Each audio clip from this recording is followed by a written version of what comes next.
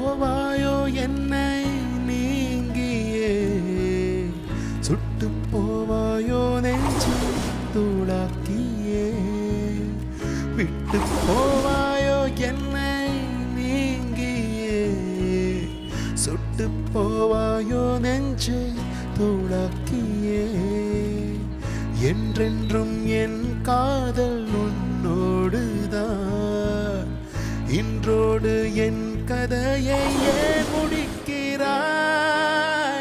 இனி நான் என்னாவே தனியாக வேகிறேன், என் பொழுதெல்லாம் அழுதே நான் சாகி. உங்களுக்கு ஒன்றும் ஆகலைங்க, விட்டு போவாயோ உங்களுக்கு ஒன்றும் ஆகலை. சுட்டு போவாயோ நெஞ்சை தூளாக்கியே. என்ன மன்னிச்சிடுங்க, என்ன மன்னிச்சிடுங்க சத்யா. அங்க அங்க பஸ் ஆக்சிடென்ட் ஆகி படிச்சு சிதறந்த பார்த்தப்போ என் உசிறு என் கையில இல்லைங்க. உங்களுக்கு என்னவோ ஆயிடுச்சுன்னு சொல்லி ஈரக்குலைய நடுங்கிருச்சுங்க. நீங்க நல்லா இருக்கும்னு நாங்க நினைச்சேன். இப்படி இப்படி இப்படி ஆயிடுச்சுன்னு நான் நடுங்கி துடிச்சு போயிட்டேங்க. நான் உங்களை ரொம்ப கஷ்டப்படுத்திட்டேங்க. நான் உங்களை ரொம்ப நோகடிச்சிட்டேங்க.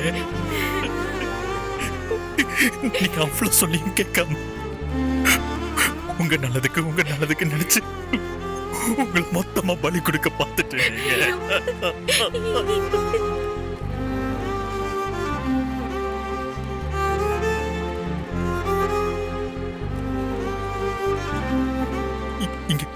இங்க பாருங்க, கை எப்படி நடக்குதுன்னு. உங்களுக்கு மட்டும் ஏதாவது ஒண்ணு ஆயிருந்துச்சுன்னா நான் உயிரோட. அப்படி சொல்லாதீங்க மாமா. ஒரே நிமிஷம் நான் கீழே வரேன். ஹலோ, கேக்குதா? ஹலோ,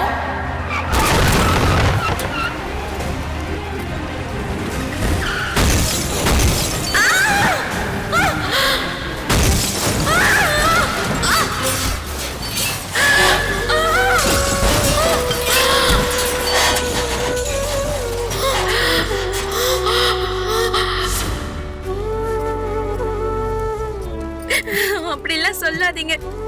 அதான் எனக்கு ஒண்ணும் ஆகல. ஆகலைங்க. ஆயிருந்தா அந்த குற்ற உணர்ச்சி என்ன சும்மா விட்டுருக்குமாங்க? நல்ல வேலை, அந்த கடவுள் உங்களை எனக்கு திருப்பி கொடுத்துட்டான். இவ்வளவு அன்பையும் பாசத்தையும் மனசுல வச்சுக்கிட்டு என்ன போன்னு சொல்ல உங்களுக்கு எப்படிங்க மனசு வந்துச்சு? நீங்க இல்லாம நான் சந்தோஷமா இருந்துருவேன்னு எப்படிங்க நினைச்சீங்க? நான் இந்த வீட்டை விட்டு போறதா இருந்தா அதுக்கு எனக்கு 1000 சந்தர்ப்பம் வந்துச்சு. அத்தை என்ன போன்னு சொன்னப்ப நான் போயிருக்கலாம். ஏன் என் அண்ணன் வந்து என்ன கூப்பிட்டப்போ நான் போயிருக்கலாம். ஆனா நான் ஏன் போகல? எல்லாமே உங்களுக்காக தான்.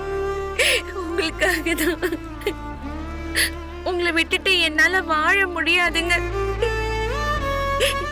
இந்த வாழ்க்கையோட கடைசி நொடி வரைக்குமே உங்களோட மட்டும்தானே என் மனசுக்கு தெரியுங்க.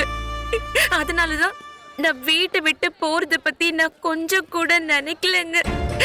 ஆனா நீங்க ஒருவேளை உங்களை நான் சரியா ஏத்துக்கலன்னு நீங்க நினைக்கிறீங்களா? இல்லைங்க. அப்படி நீங்க நினைக்கிற அளவுக்கு நான் நடந்திருக்கேன்னா அது ஏன் தப்புதான். அத நீங்க வெளிப்படையா ஒரு வார்த்தை சொல்லிருந்தீங்கன்னா நான் மாத்திருப்பேனுங்க. நீங்க கொஞ்சம் யோசிச்சு பாருங்களேன். இந்த வீட்டுக்கு நான் கல்யாணமாய் வந்த நாள்ல இருந்து எவ்வளவு சண்டை. அத்தை, அர்ச்சனா, ஆதி, பார்வதின்னு ஒவ்வொருத்தர் கூடவும் எனக்கு மனக்கசப்பு. எப்பயாச்சும் ஒரு நேரத்திலயாச்சும் நான் இதை பத்தி குறைய அவங்க கிட்ட ஏதாச்சும் சொல்லிருப்பேனா? நான் சொன்னது இல்லைங்க. நான் சொல்ல போறதும் இல்ல, சொல்லவும் மாட்டேன். ஏன்னா அது ஏன் குடும்பம். ஆனா அதுல ஏதோ ஒண்ணு தப்பா இருக்குன்னு தெரிஞ்சா அத மத்தவங்க கிட்ட சொல்றதை விட அத சரி பண்ற பொறுப்பு என்கிட்ட இருக்கு. நான் அததான் பண்ணேன்னு நான் நம்புறேன். அப்படி நான் செஞ்சது தப்பா இருக்கலாம், சொதப்பி இருக்கலாம். ஆனா என்னோட முயற்சி நான் மனசார செஞ்சது. அதுல என்ன உள்நோக்கமும் இல்லைங்க. இல்ல, இந்த படிப்புன்னு படிப்பை பத்தியே நீங்களும் பேசுறீங்க. நம்ம வீட்ல இருக்கிற எல்லாருமே பேசுறாங்க. படிப்பு முக்கியம்தான். ஆனா மனசு ஒத்து போனதுக்கு அப்புறம் படிப்பு என்னங்க படிப்பு? டிகிரி சர்டிபிகேட் வச்சுக்கிட்டு குடும்பம் நடத்த முடியுமா? இது வேற அது வேறங்கிற புரிதலும் தெளிவும் எனக்கு இருக்கு. தயவு செஞ்சு இனிமேலாச்சும் இந்த படிப்பை வச்சு நீங்க கம்மி இன்னும் நான் வசதி இன்னும் நீங்க நினைக்காதீங்க. அப்படி ஒரு எண்ணம் என் மனசுல இருந்துச்சுன்னா அப்புறம் நான் படிச்ச படிப்புக்கு அர்த்தம் இல்லைங்க. இது எல்லாத்தையும் தாண்டி அந்த குடும்பத்துல ஒருத்தியா என்னால ஆக முடியலன்னு நீங்களும் அத்தையும் நினைச்சீங்கன்னா இன்னும் நான் என்னெல்லாம் மாத்திக்கணும் நீங்க சொல்லுங்க. அதுக்கும் நான் தயாரா இருக்கேங்க. இல்லங்க, மாற வேண்டியது நீங்க இல்ல, நான் தான். என் குணத்தை மாத்திக்கணும். நான் மட்டும் வெளிப்படையா இருந்திருந்தா இந்த பிரச்சனை வந்திருக்காதே. அதுதான் பிரச்சனையே. ஏன் எல்லார் முன்னாடியும் என்ன வெறுக்கிற மாதிரி நடிச்சீங்க? அதுக்கு என்ன அவசியம் வந்துச்சு? அப்புறம் திடீர்னு ஒரு நாள் அப்படி மாறினீங்க. ஆனா அதுக்கு முன்னாடி நீங்க அப்படி இல்லையேங்க. உங்க மனசு மாற அளவுக்கு அப்படி என்னங்க நடந்துச்சு?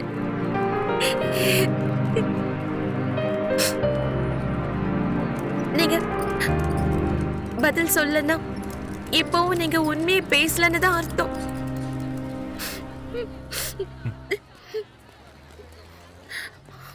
நான் சொல்றேங்க, நம்ம ரூம்ல அடிக்கடி பாண்டு பேப்பர் ஒண்ணு பார்ப்பேன். அப்ப அது என்னன்னு கூட எனக்கு தெரியாதுங்க. கீழே கடந்ததை நானே கூட எடுத்து உங்க பேக்ல வச்சிருக்கேங்க. அப்பதான் நீங்க உங்க ஃப்ரெண்டு அனிதா கூட போன்ல பேசிட்டு இருக்கும்போது அது விவாகரத்து பேப்பர் எனக்கு தெரிஞ்சதுங்க.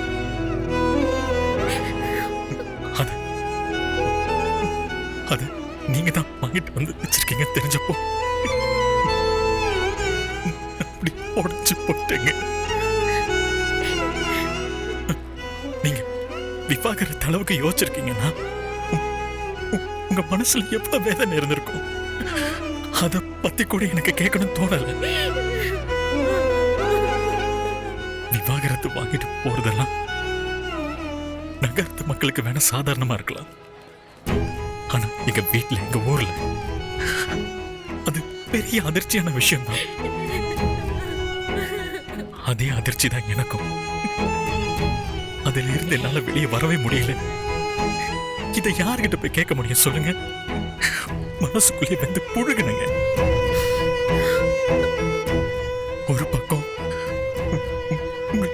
எழுந்துருவோன்னு பயம், இன்னும் ஒரு பக்கம் உங்க நிலைமை நினைச்சு ஒரு பரிதாபம்.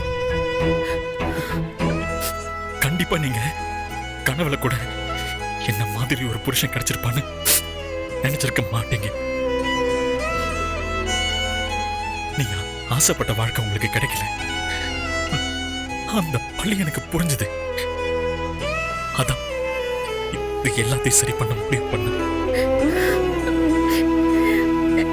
எனக்காகவும் என் குடும்பத்துக்காகவும் நீங்க நிறைய செஞ்சிருக்கீங்க, நிறைய விட்டு கொடுத்திருக்கீங்க. விட்டு கொடுத்தீங்கன்னு சொல்றதை விட நீங்க உங்க வாழ்க்கையவே தியாகம் பண்ணிட்டீங்க. உங்க அம்மா அப்பா அண்ணனும் கூட இல்ல. நீங்க வேற வழியே இல்லாம பல்ல கடிச்சுக்கிட்டு என் கூட வாழ ஆரம்பிச்சிட்டீங்களோன்னு நினைச்சேன். பிடிக்காத விஷயத்த சகிச்சுக்கிட்டு ஒரு நாளோ 2 நாளோ இருக்கலாம். முழு வாழ்க்கை வாழ முடியாது இல்ல. அது முடியாதுங்க. அதனால்தான் உங்களுக்கு பிடிச்ச வாழ்க்கையை நீங்க அமைச்சுக்கணும்னு நினைச்சேன். அப்படி நீங்க பிரிஞ்சு போகும்போது அதனால உங்களுக்கு எந்த கெட்ட பேரும் வந்துடக்கூடாது. அதே நேரம் எங்க அம்மாவை யாரும் எதுவும் சொல்லிடக்கூடாது இல்லைங்க.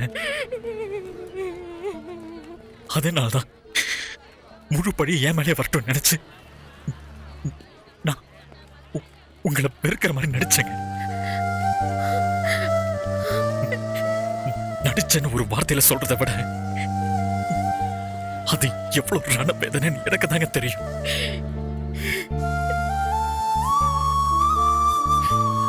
இந்த மொத்த பிரச்சனைக்குமே அந்த டிவோர்ஸ் பேப்பர் தான் காரணமா? அது மட்டும் தானே காரணம்? அந்த பேப்பரை நினைச்சா நீங்க இவ்வளவும் பண்ணீங்க? அந்த டிவோர்ஸ் பேப்பர் என் ஃப்ரெண்ட் அனிதா எனக்கே தெரியாம என் ஹேண்ட்பேக்ல வச்சதுங்க. இத நான் வாங்கிட்டு வந்து வைக்கல.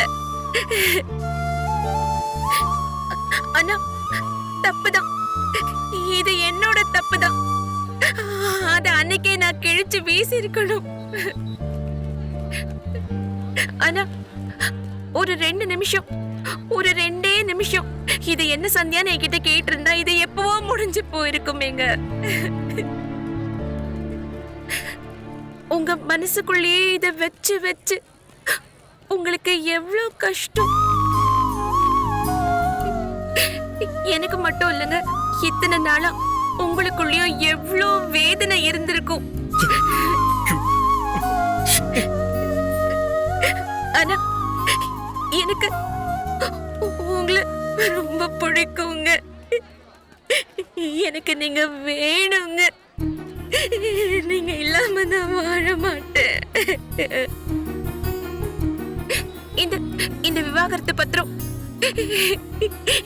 இதெல்லாம் நான் யோசிக்க கூட மாட்டேங்க. எனக்கு உங்க கூட அன்பா வாழணும்னு நான் ஆசைப்படுறேங்க.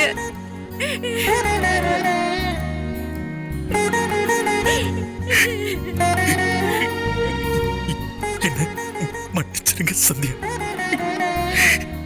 எல்லா தப்பும் என் மேலதானே இப்ப புரியுதுங்க. இனிமே கண்டிப்பா நான் உங்களை இந்த மாதிரி நினைக்க மாட்டேங்க. நினைக்கவே மாட்டேன்.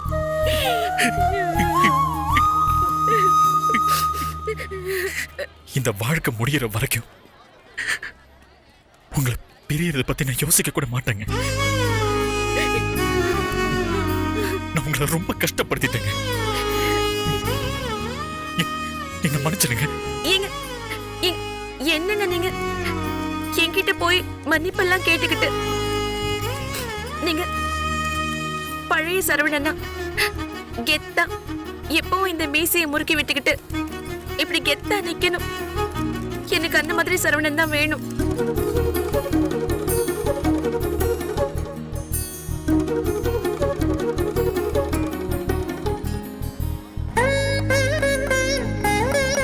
இனிமே நீங்க அழக்கூடாதுங்க. நான் அழ விட மாட்டேன். இது வரைக்கும் நீங்க அழுததெல்லாம் போதும்.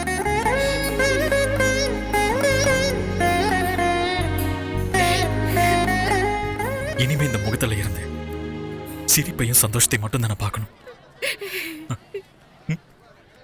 சரியா? உங்களுக்கு இப்படி எல்லாம் பேச வரும்னு எனக்கு இன்னைக்கு தாங்க தெரியுது.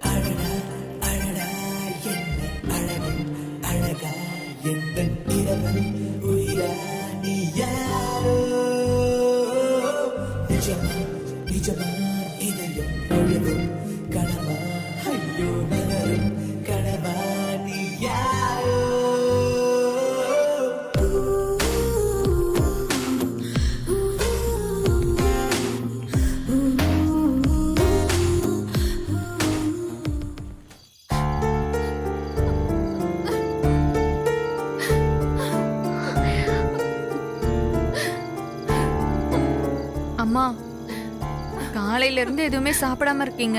கொஞ்சோண்டு சாப்பாடு கொண்டு வரேன், சாப்பிடுறீங்களா? எனக்கு எதுவும் வேண்டாம் மயிலு. எனக்கு எனக்கு சரவண சந்தியாவை பார்க்கணும். அது வரைக்கும் பச்சை தண்ணி கூட என் தொண்டையில இறங்க. அவங்களும் திருப்பி ஒரு தடவை கூட ஃபோன் பண்ண மாட்டாங்க. ஃபோன் பண்ணாலும் எடுக்க மாட்டாங்கம்மா. கண்டிப்பா வந்துருவாங்கம்மா. சரவண ஐயா சந்தியாமா நல்ல மனசுக்கு அவங்களுக்கு எதுவுமே ஆகாதுமா. கையில தான் போன் வச்சிருக்காங்கல்ல, வீட்டுக்கு ஒரு போன் பண்ணிருக்கலாம். நம்ம எல்லாம் பதட்டமா இருப்போம்னு தெரியாதா அவங்களுக்கு? தேடி போனவங்களும் ஐயோ டென்ஷன் பண்றாங்க.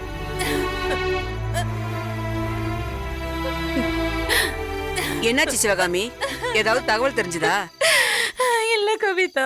இல்லங்க, ஒரு தகவலும் தெரியல. ஏதாவது பண்ணி பேசுனீங்களா? நாங்க ஃபோன் பண்ணோம், லைன் கிடைக்கல. அவங்களும் திரும்ப எந்த ஃபோனுமே பண்ணலக்கா. அவங்க என்ன நிலைமையில இருக்காங்களோ, போன் பண்ற சூழ்நிலையில இருக்கணும்ல. பாவம், சிவகாமி குடும்பத்துக்கு மட்டும் ஏன் தான் கடவுள் இப்படி சோதனை கொடுக்கறாரோ தெரியல. நீ தைரியமா இரு சிவகாமி. சரவணனுக்கும் சந்தியாவுக்கும் எதுவும் ஆகாது. திரும்ப கண்டிப்பா வந்துருவாங்க. எல்லாம் திஷ்டி தான் சிவகாமி. கடை பிரச்சனையை சந்தியா சரி பண்ணி கொடுத்தது, சமையல் போட்டியில பரிசு வாங்கினதுன்னு வரிசையா ஊரே உன் குடும்பத்தை பத்தி தான் பேசிக்கிட்டு இருந்துச்சு. சரவணன் சந்தியாக்கு சண்டைன்னு சொன்னது எங்களால நம்ப முடியல. அவங்க வந்ததும் திருஷ்டி சுத்தி போடு சிவகாமி. அழாதீங்கம்மா, அண்ணனும் அண்ணியும் வந்துருவாங்கம்மா. நீயே இப்படி உடைஞ்சு போயிட்டீன்னா பிள்ளைங்க எல்லாம் என்ன செய்யும்? அழாத சிவகாமி.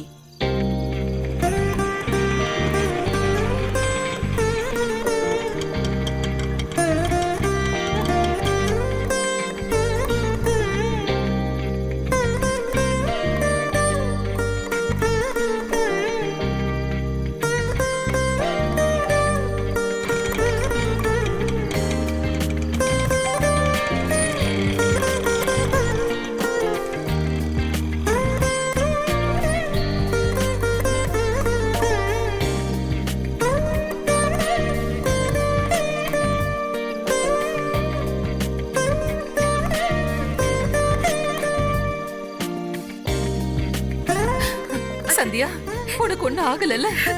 எங்களுக்கு ஒண்ணும் ஆகல. ஐயோ கடவுளே, எப்படின்னா இருக்க? இப்படி எல்லாரையும் கதி கலங்க வச்சிட்டீங்களே. என்னாச்சோ ஏதாச்சோன்னு உங்க அம்மா அழுதுகிட்டே இருந்தாங்க தெரியுமா? ரெண்டு பேரும் இப்படி பயமுறுத்திட்டீங்களே. நாங்களும் எதிர்பார்க்கல பார்வதி. உங்களுக்கு ஃபோன் பண்ணோம், லைன் கிடைக்கல. நாங்களும் ஃபோன் பண்ணிட்டே இருந்தோன்னு எங்களுக்கும் லைன் கிடைக்கல. அண்ணி, ஏன் நீ எங்களை எல்லாரையும் விட்டுட்டு போனீங்க? நாங்க எவ்வளவு பயந்துட்டு தெரியுமா? டேய், அழாத சரியா? அதான் நாங்க வந்துட்டோம்ல.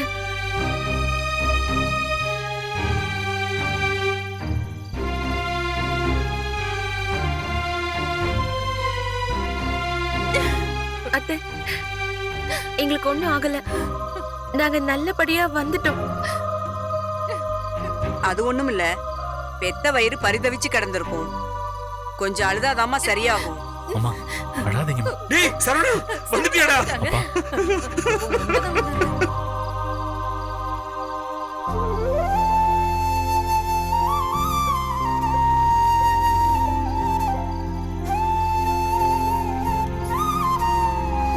ஒண்ணும் இல்லடா. டேய் ஆதி, ஃபோன் பண்ணா எடுக்க மாட்டியா? எடுக்கிறதுக்குள்ள போன் சுவிட்ச் ஆஃப் ஆயிடுச்சு. நான் என்ன பண்றது? நான் கும்பிட்ட கடவுள் என்ன கைவிடல. நான் தான் நம்ம பிள்ளைக்கும் மருமகளுக்கும் எதுவும் ஆகாதுன்னு சொன்னேனே சிவகாமி. உங்க ரெண்டு பேரும் காணோம். நாங்க ரெண்டு பேரும் எப்படி பதறி போய் தேடணும் தெரியுமா? நாங்களாம் பயந்துட்டோம்.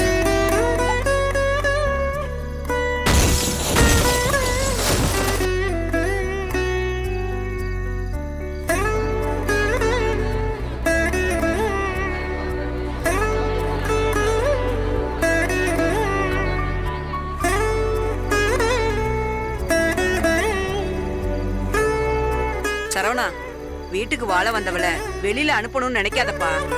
எவ்வளவு பெரிய கண்டத்துல இருந்து தப்பிச்சிருக்கீங்க. இல்லைங்க, இனிமே அவங்க எங்கேயும் போக மாட்டாங்க. நான் இங்கேயே தான் இருப்பேன், எங்கேயுமே போக மாட்டேன். இதுதான் என் வீடு.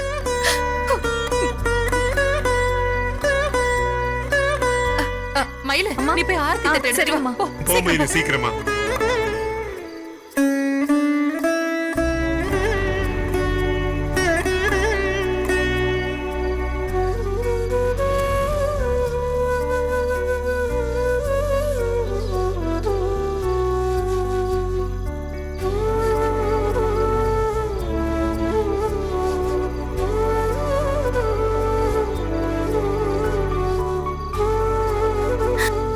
சரவணா முதல்ல நீங்க 2 பேரும் குளிச்சிட்டு வாங்க, அதுக்கப்புறம் எல்லாம் பேசிக்கலாம். வா சரவணா, சரி வாடா வாடா. வாங்க நீ வாங்க. ஆதி என்னதான் சந்தியா படிச்ச பொண்ணா இருந்தாலும் குடும்பத்துக்கு ஏத்த அடக்கமான பொண்ணா இருக்கா. உன்ன மாதிரியே உன் குடும்பத்துக்கு ஒண்ணுன்னா அவ துடிச்சு போயிடுறா. நீ ரொம்ப கொடுத்து வச்சுவ சிவகாமி. சரவணனை கட்டிக்க போறவ கொடுத்து வச்சுவன்னு சொல்லிட்டே இருப்பியே, நீ என்ன? நான் கூட அப்படிதான் நினைச்சேன். சந்தியாவை பார்த்ததுக்கு அப்புறம் சந்தியா மாதிரி ஒரு பொண்ணை கட்டிக்க சரவணன் தான் கொடுத்து வச்சிருக்கணும். இப்படி ஒரு தங்கமான பொண்ணை எங்கேயுமே பார்த்ததே இல்ல சிவகாமி. எல்லாம் உன் குடும்பம் செஞ்ச புண்ணியம்தான். இனிமே உனக்கு எந்த கவலையும் இருக்காது. இனிமே உன் குடும்பத்தை சந்தியா காலாகாலத்துக்கு தாங்கி பிடிச்சு கொண்டு போயிருவா. சரி சிவகாமி, நாங்க வரோம். நாங்க வரோம் சிவகாமி. வரோம்.